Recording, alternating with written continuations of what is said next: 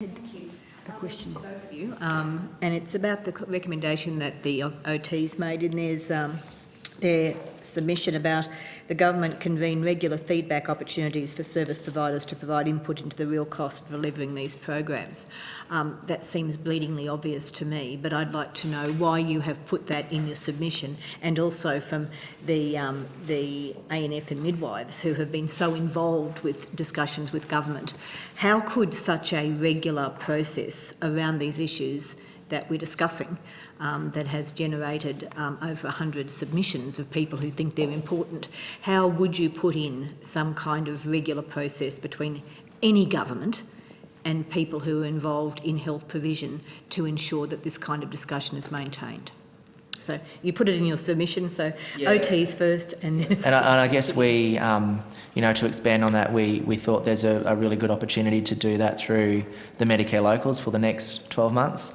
And then also... It does seem rather short term, Mr Bunn. Yep, and I guess the primary health networks following that, because we know that there is a commitment to for the primary health networks to be established, and I guess we don't know exactly how they will look, but we certainly see that there's an opportunity to have that dialogue through whatever primary health network is established.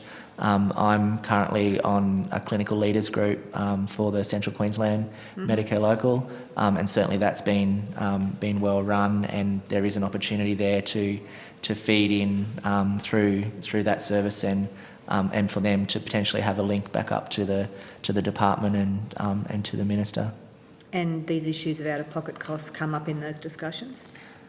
No, they haven't come up at that particular clinical leaders group, but I guess I'm saying that there are existing structures already in place that are, then it's not necessarily, those clinical leadership groups aren't necessarily in place to provide feedback to the government, but the purpose of those groups is to get some collaboration and communication happening in each Medicare local area, and they're in place in each of the Medicare locals.